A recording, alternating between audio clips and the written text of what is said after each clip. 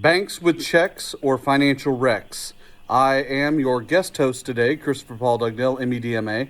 We are Duncanville High School in these United States, and today is May 11th, 2016. And on this date in history, uh, uh, dang it,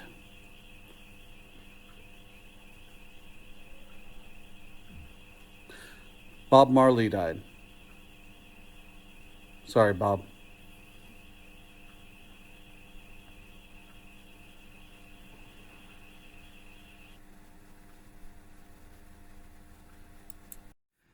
Okay, we're looking at the types of banking accounts that you can have. Okay, so at the very top, you have what's called an individual account. That's normally just done by one person. Now, depending on what state you live in, the initial deposit in your bank account could vary. In New York, you can open it for as little as $1, but in Texas, as recently as 10 years ago, in several banks, you had to have at least $100. So, something you might check into as you are looking at where you're going to open your bank account. There's also joint accounts, and this is whenever there are more than one person on that. Normally, this is someone and their spouse or someone and their life partner. Uh, Normally, it's not two random strangers because that's really a difficult way to manage your money when you have someone you don't know also putting money into an account that you actively use. Now, savings accounts, these aren't what they once used to be. About 30 to 40 years ago, you would get enough interest on these so that your money would double about every 15 to 20 years.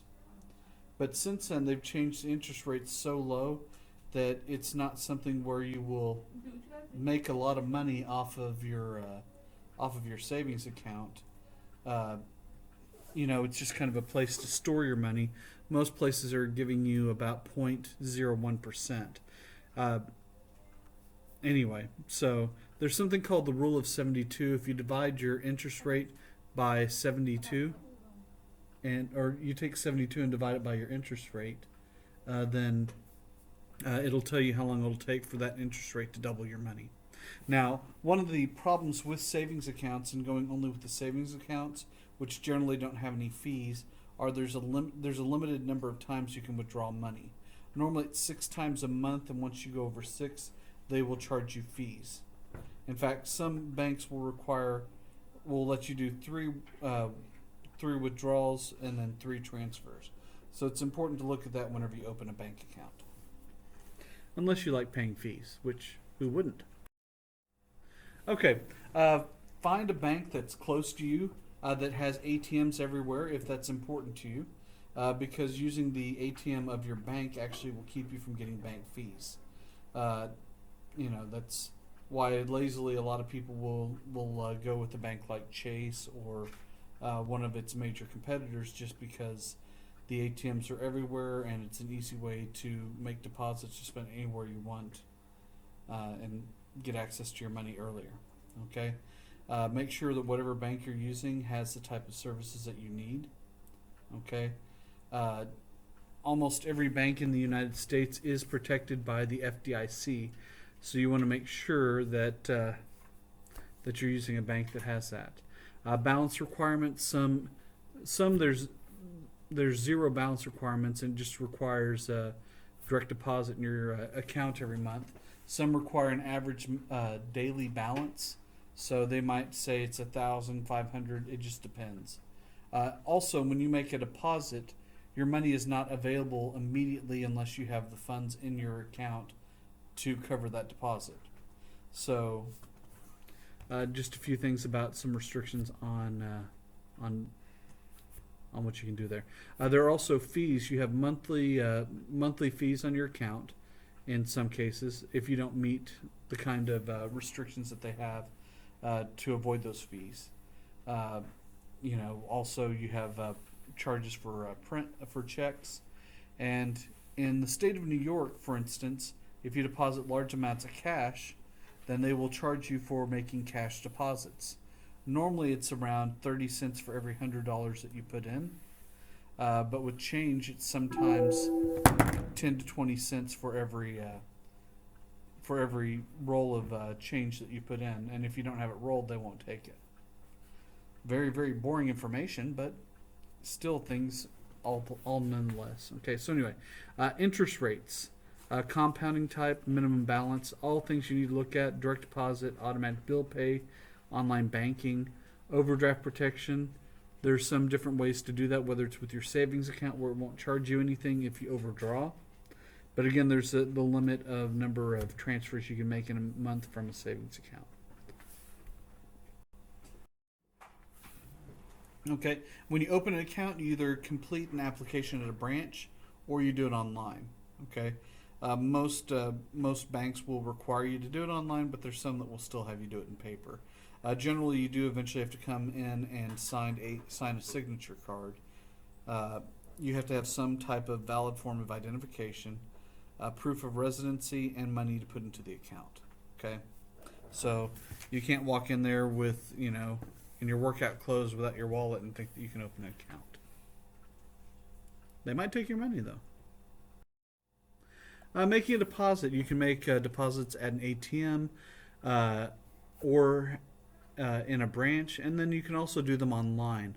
A lot of banks offer a service where you can take a picture of the front and the back of the check as long as you endorse it, and it's made out to you, and then you can have that put directly into your account. But a check could take a few days for you to be able to access the money you put in. So this is what I was talking about earlier, the rule of 72. So if you're earning an interest rate of 1%, then that means in 72 years, it will take 72 years to double your money. Okay. Now, if you have an interest rate of 7%, you're looking at about 10 years. So it all varies on on how good your interest rates are.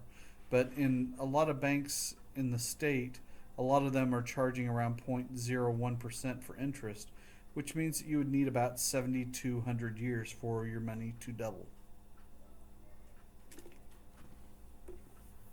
Which would not be a really good way of making your money grow.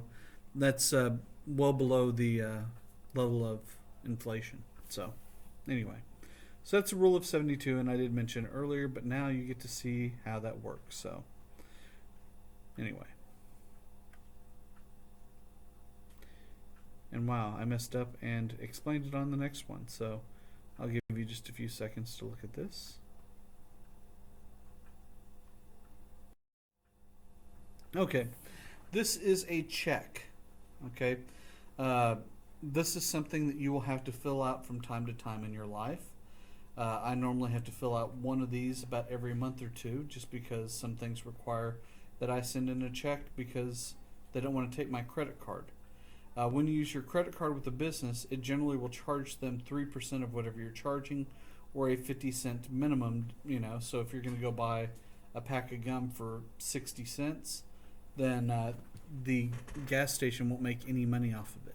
Okay, but they'll get charged about 3%. So when you're doing things like paying for like your property taxes, and you think, wow, I'm just going to pay that with my credit card.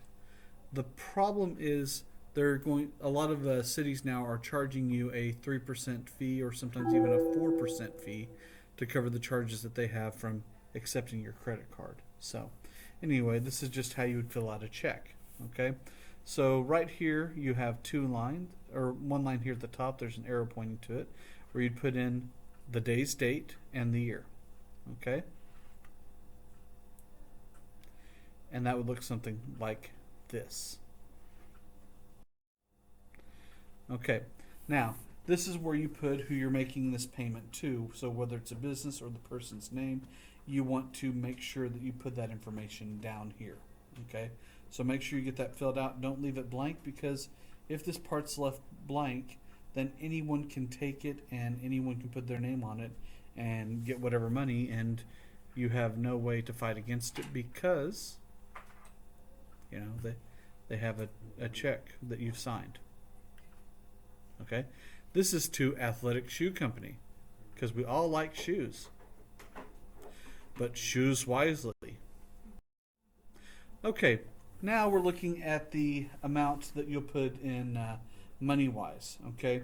Now generally, what you'll want to do is write an amount, and write it as far to take up as much space in there as possible, because you don't want people adding numbers in there. So here is 5563. You can do it like this, or you can do 5563 a little bit smaller with the 63 and put X's underneath it, just to make sure. But the way to make sure that no one's adding ones in front of it to make the number, or nines, let's put nines in front of it,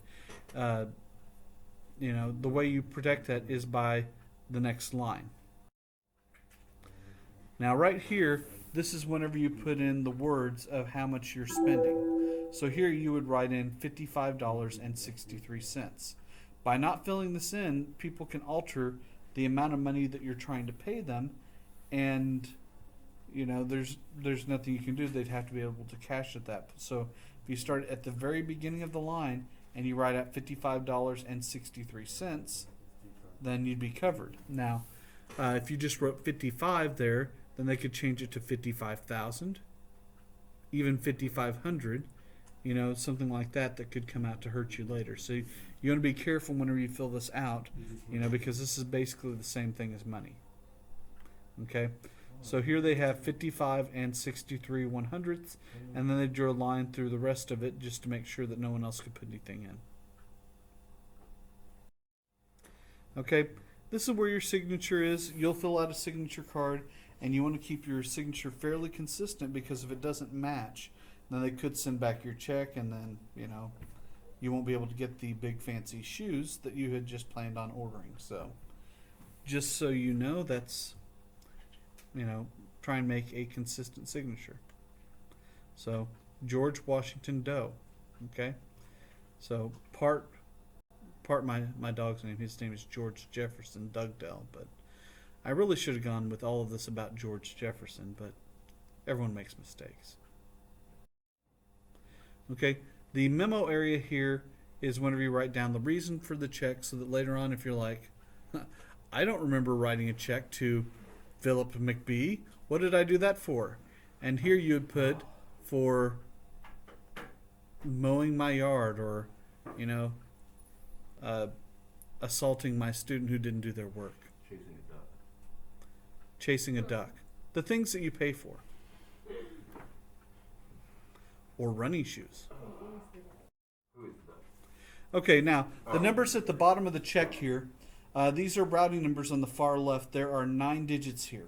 Okay, and if you are setting up a direct deposit or an ACH payment, you'll need to enter these into the field. So the first ones are those numbers right there. Okay, now the second set of numbers here is your account number, and this could vary depending on which bank you're with. Sometimes it could be 14 or 15 digits, or smaller banks you might have 4 or 5 digits for it.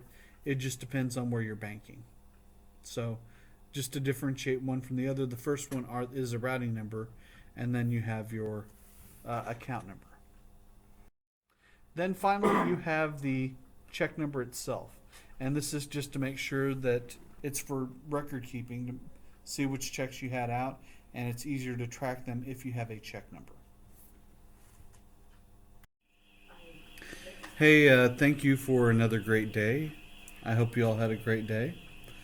Be safe. Don't cocaine. Don't AIDS. And don't COVID, even if you think that you're fine. If you see someone COVIDing out, go up to them and go, hey, give me full-blown COVID like you. And then you take the vials of COVID and you pour it in your eyes and in your mouth, and then inject it into your directly into your spleen, which would be very difficult to do. Don't do that, okay? I'm your teacher. I will write you up if you do it, so please don't, okay? So this is Doug Dell, and I'll see you on the other side.